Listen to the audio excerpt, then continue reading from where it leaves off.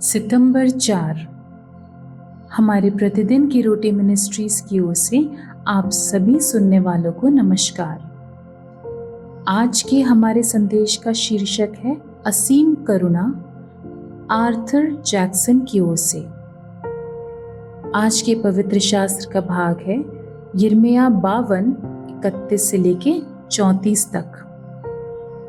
फिर यहूदा के राजा यहोयाकीन की बंधुआई के 37वें वर्ष में, अर्थात जिस वर्ष बेबीलोन का राजा एबिल मरोदक राजगद्दी पर विराजमान हुआ, उसके 12वें महीने के 25वें दिन को उसने यहूदा के राजा यहोयाकीन को बंदी गृह से निकालकर बड़ा पद दिया और उससे मधुर मधुर वचन कहकर जो राजा उसके साथ बेबीलोन में बंधुए थे, उनके सिंहासनों से उसके सिंहासन को अधिक ऊंचा किया।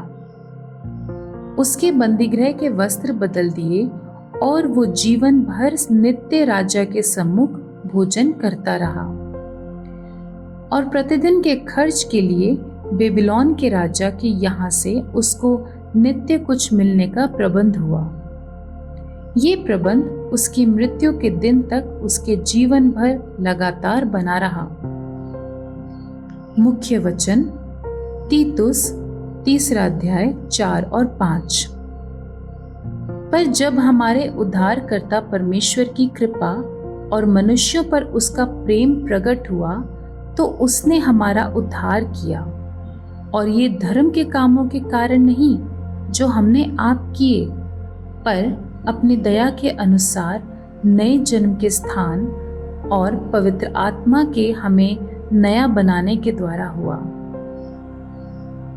फास्ट फूड रेस्टोरेंट में काम करने वाले केविन फोर्ड ने 27 साल में एक भी छुट्टी नहीं की थी। एक वीडियो के सामने आने के बाद, जिसमें उन्होंने अपनी दशकों की सेवा के उपलक्ष्य में मिले एक मामूली उपहार के लिए अपनी विनम्र कृतज्ञता दिखाई, हजारों लोग उनके प्रति दयालुता दिखाने के लिए एक साथ आए। ये एक सपने जैसा है, एक सपना सच हो गया।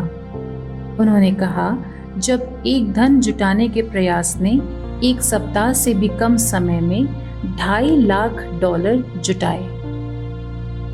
बंधुआई में गया यहूदा के राजा यहोयाकीन को भी अत्यधिक दयालुता का पात्र माना गया। बेबीलोन के राजा की दयालुता के परिणाम स्वरूप उनकी रिहाई से पहले उन्हें 37 साल तक कैद में रखा गया था। राजा यहोयाकीन को बंदीगृह से निकालकर बड़ा पद दिया और उससे मधुर मधुर वचन कहकर जो राजा उसके साथ बाबुल से बंधुए थे, उनके सिंहासनों से उसके सिंहासन को अधिक ऊंचा किया। यहोयाकीन को नया पद, नए कपड़े और नया निवास दिया गया। उसके लिए जीवन का पूरा खर्च राजा ने उठाया। ये कहानी चित्रित करती है कि आत्मिक रूप में क्या होता है जब स्वयं या दूसरों के योगदान के बिना यीशु की मृत्यु और पुनरुत्थान में विश्वास करने वाले लोगों को परमेश्वर से अलगाव से बचाया जाता है। उन्हें अंधकार और मृत्यु से प्रकाश और जीवन में लाया गया है। परमेश्वर की अत्यधिक दयालुता के कारण उन्हें परमेश्वर के परिवार में लाया गया है।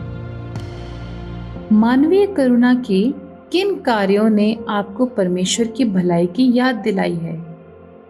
आप परमेश्वर की उस करुणा का उत्तर कैसे देते हैं जो यीशु के द्वारा किए गए कार्य के आधार पर आपके परिवार में आपका स्वागत करता है? हे पिता, आपकी क्षमाशील करुणा के लिए आपका धन्यवाद। यीशु ने सब कुछ चुका दिया, उसके लिए मैं उसका कर्जदार हूँ। पाप ने एक लाल दाग छोड़ दिया था, उसने उसे धोकर बर्फ की तरह सफेद कर दिया है। आमीन।